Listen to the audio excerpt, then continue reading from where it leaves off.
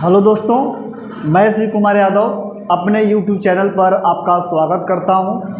आज हम EVS का सेकेंड क्लास लेकर आए हैं। पहले क्लास में हमने देखा था कि जितने भी भारत में 1 से 5 तक, मतलब भारत में जितने भी जानवर आपके पढ़ने थे आपको, मतलब कि 1 से लेकर 5 तक जो आपका EVS था, पर्यावरण अध्ययन, जिसको हमको पढ़ना था, जिसमें से आपको सीटेट का प्राइमरी लेवल में आपको 15 नंबर, कितने नंबर, 15 नंबर क्या होता है, उसी से आपको आएगा कि कौन जानवर क्या होता है, उसकी विशेषताओं से पूछता है। तो आज हम सेकेंड क्लास लेकर आपके सामने उपस्थित हुआ हूँ।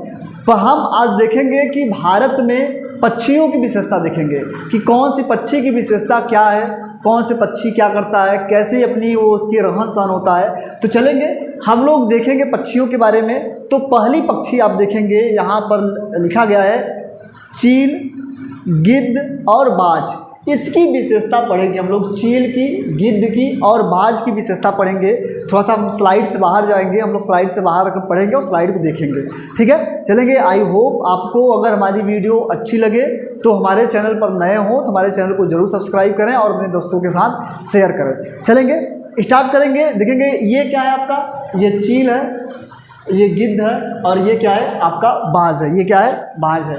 तो सभी की विशेषताएं हम एक एक करके पढ़ेंगे। तीनों की विशेषताएं एक ही होगी। चलेंगे।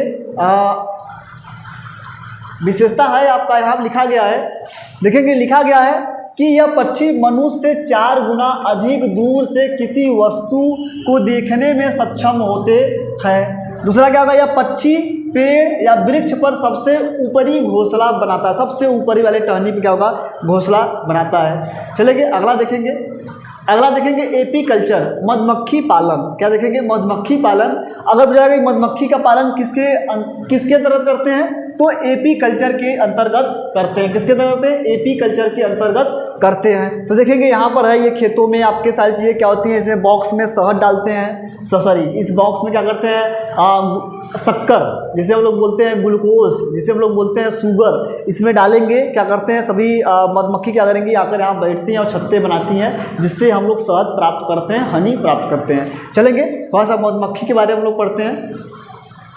देखेंगे लिखा गया है कि मधुमक्खी पालने के लिए बिहार का मुजफ्फरपुर क्या है, प्रसिद्ध है। जो बिहार का जो मुजफ्फरपुर है वो सबसे प्रसिद्ध है, किसके लिए, मधुमक्खी पालन के लिए। यही आपके NCERT में दिया गया है। लीची के फूल मधुमक्खियों को अपनी ओर क्या करती हैं, आकर्षित करती हैं। क्या करती हैं, अपनी ओर आकर्षित करती हैं। लीची के फूल फरवरी माह में आते हैं। लीची के फूल जो होते हैं कब आते हैं, फरवरी माह में आते हैं। और मधुमक्खी पालन के लिए सही समय अक्टूबर से, ध्यान रखेंगे ये पूछता है अक्टूबर से कब, दिसंबर तक होता है, क्योंकि रानी मक्खी इसी समय क्या करती है, अंडे देती है। इसी समय क्या करती है, वो अंडे देती है। चलेंगे अगला देखेंगे हम लोग।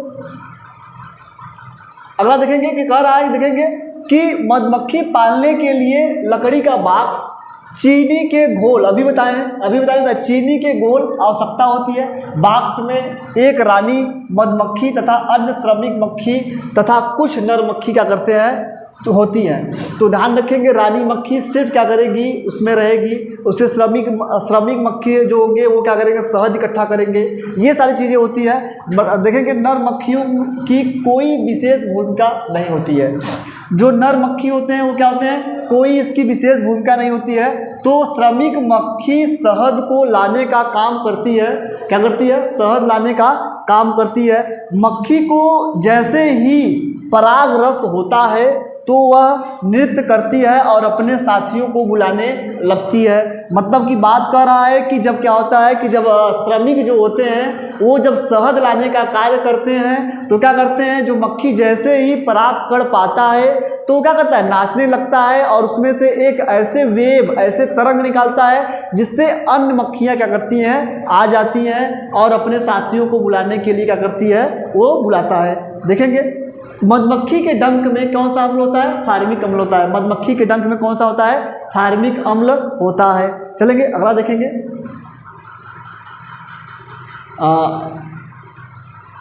अगला देखेंगे चींटी। ध्यान रखेंगे चींटी भी क्या होगा, मधुमक्खी के जैसे ही होता है। देखेंगे चींटी क्या करती है, सूंघ कर एक दूसरे के पीछे चलती हैं। देखेंगे जो चींटियाँ क्या होती हैं वो लाइन बनाकर चलती हैं, एकदम क्या होगा, एक चींटी एक पीछे होगी, एक चींटी एक पीछे होगी, एक चींटी एक पीछे होगी। क्या करती है वो, क्या करती है एक प्रकार की गंध छोड़ती है, जिससे क्या होता है एक चींटी दूसरे चींटी के पीछे चलती रहती है। अगर आप उसका रास्ता काट देंगे लेकिन फिर देखेंगे कुछ समय के बाद वो अपने ही रास्ते से चलना शुरू हो जाएंगे एकदम लाइन से।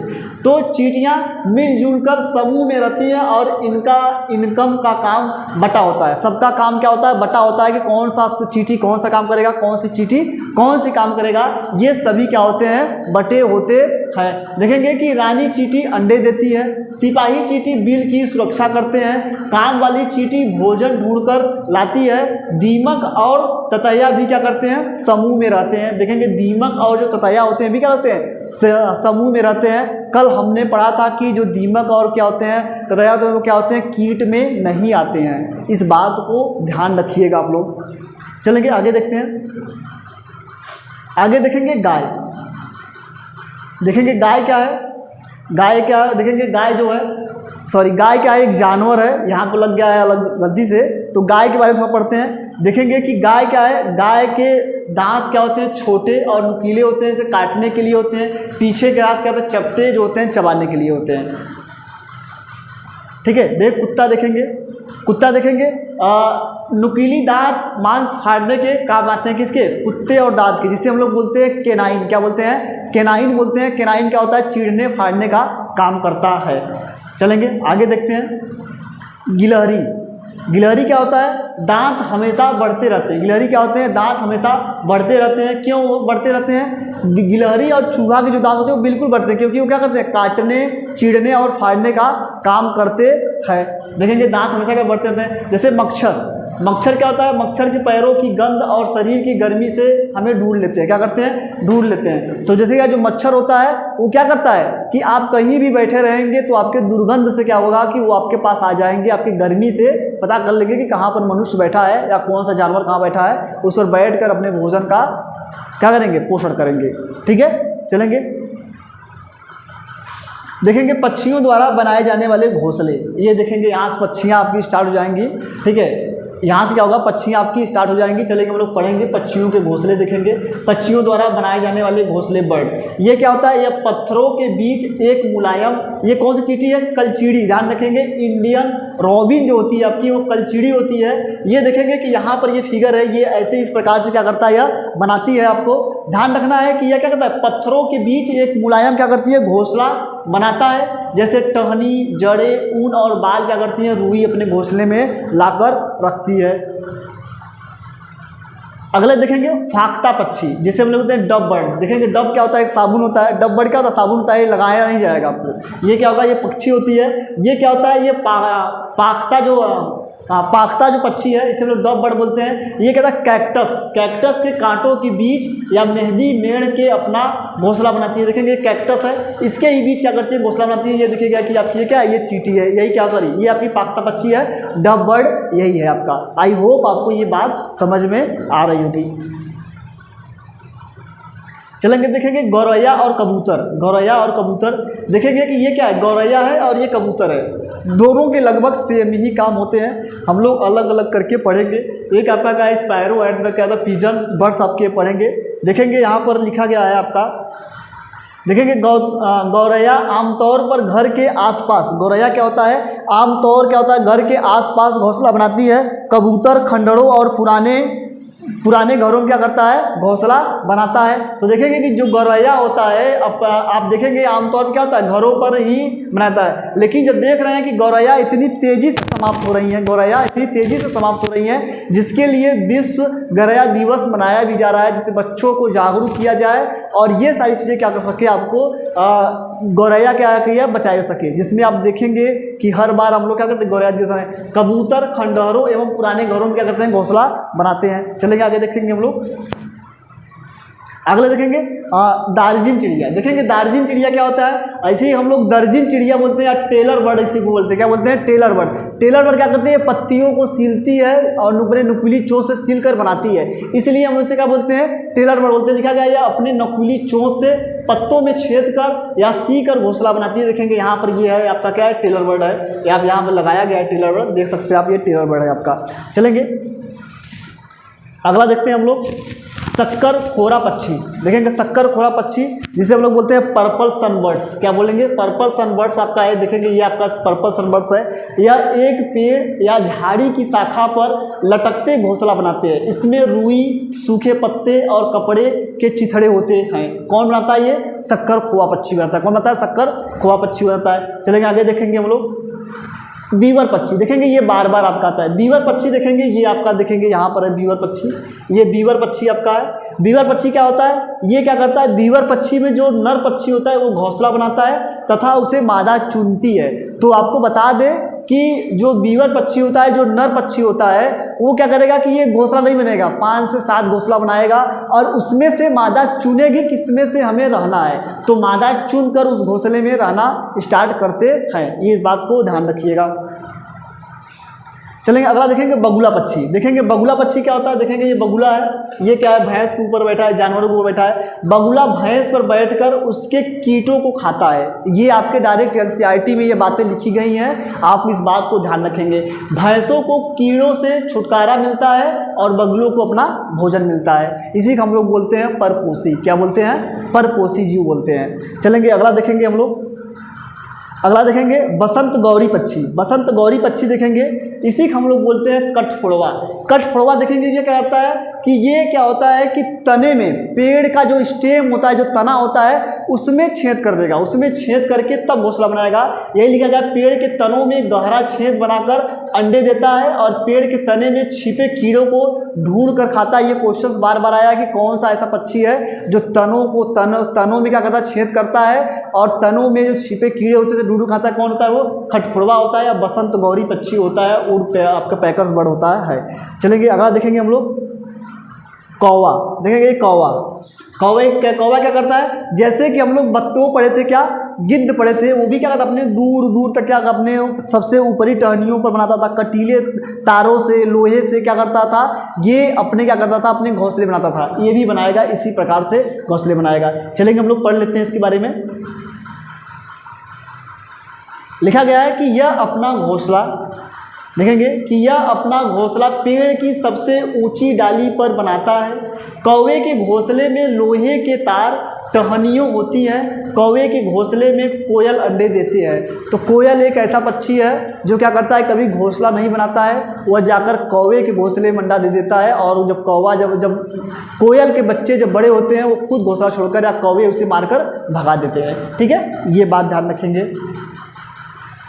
अब देखेंगे अगला आपका है, अगला देखेंगे उल्लू पक्षी। देखेंगे उल्लू पक्षी, ये क्वेश्चन आपको बार बार आया। देखेंगे ये उल्लू है आपका, यह एक निशाचर जानवर है जो अपनी गर्दन को पीछे की ओर 260 से 270 डिग्री क्या करता है, घुमा सकता है। ये बार बार क्वेश्चन में पूछा जाता है, ये कौन सी पक्षी है जो अपनी गर्दन को क्या करता है, सीधे क्या करती है, 260 से 270 के बीच डिग्री में क्या करती है, घुमा देती है।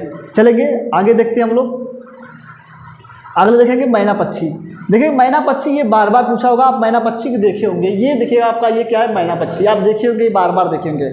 यह रेगिस्तान में मैना चिड़िया पाई जाती है। मैना अपनी गर्दन को झटके से पीछे की तरफ घसाती है, ऐसे ऐसे क्या करेगी, ऐसे से करती है, झटके से। एक बैग क्वेश्चन आया है, कौन सी पक्षी होती है जो अपने गर्दन को क्या करती है, झटके से क्या करती है, घुमाती है। कौन सी है वो? मैना पक्षी है। चलेंगे आगे देखते हैं, आगे देखेंगे महत्वपूर्ण बिंदु कुछ पढ़ लेते हैं पक्षियों के बारे में।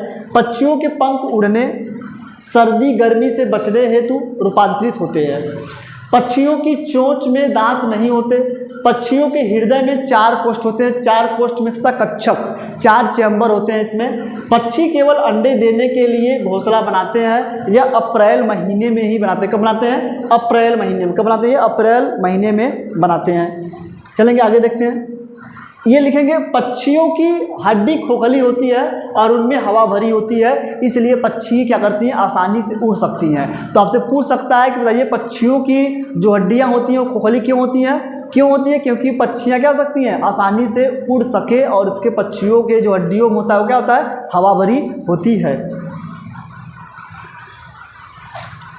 अगला देखेंगे, पक्षी एक ही, लिखेंगे पक्षी एक ही समय में दो आंखों से दोनों अलग अलग चीज़ों पर नज़र डाल देती है, इसलिए पक्षी देखते हैं एक इधर होता है एक इधर। तो पक्षी देखने हेतु तो अपनी गर्दन को ज़्यादा घुमाते रहते हैं, क्योंकि उनकी आँख की पुतलियाँ घूम नहीं सकती है। तो पक्षी क्यों अपने गर्दन को बार बार घुमाते हैं? क्योंकि जो उनकी आँख की पुतलियाँ हैं क्या घूम नहीं सकती हैं। जैसे हम लोग ताकना होगा जैसे तिरछी ताक लेते हैं, ऐसे देख लेते हैं, लेकिन क्या होता है ये नहीं देख सकते, इसलिए अपने पूरे गर्दन को झुकाती है कौन, पक्षियाँ।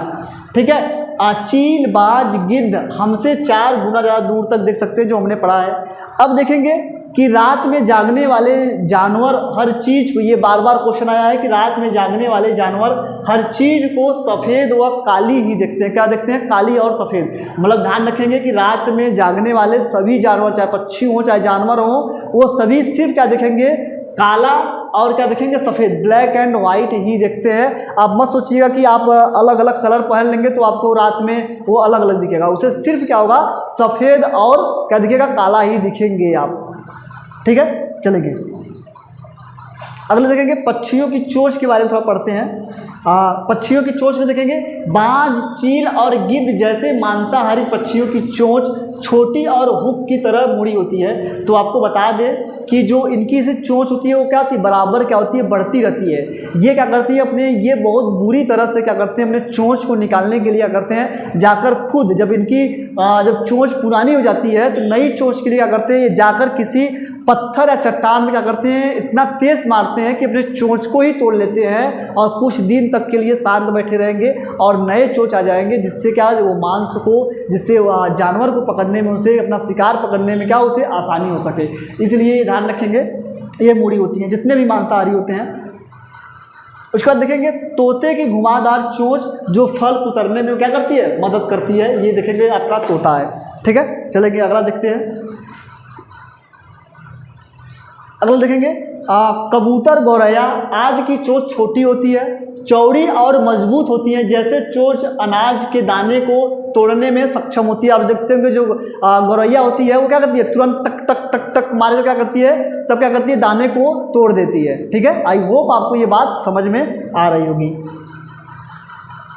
देखेंगे कि ये देखेंगे कि ये सारस आपका जो बगुला उगला पकड़ता है। देखेंगे मछली पकड़ने वाली चिड़ियों की चोंच जैसे सारस, बगुला आदि की चोंच लंबी, पतली और सुई जैसी होती है। देखेंगे यहाँ पर क्यों, क्योंकि वो अंदर तक जाकर क्या कर सके, अपने शिकार को पकड़ सके, इसलिए ऐसा चोंच होता है मछली पकड़ने वाली।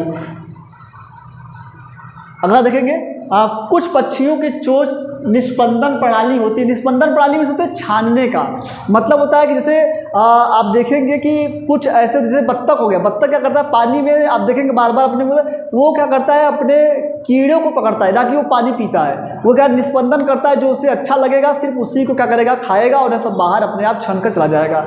तो ध्यान रखेंगे यही लिखा गया है कि कुछ पक्षियों में चोंच में निस्पंदन प्रणाली होती है, यानी छानने की प्रणाली होती है। इन पक्षियों के उदाहरण है जैसे हंस, फ्लेमिंगो, बत्तख आदि ऐसे पक्षी पानी के आसपास रहते हैं तथा अपना भोजन चोंच में लेने के बाद अन्य पदार्थ जैसे कीचड़ आदि को अलग कर लेते हैं, यानी उसे छान लेते हैं। यही आपको बताएगा। जैसे ये देखेंगे ये बत्तख है आपका।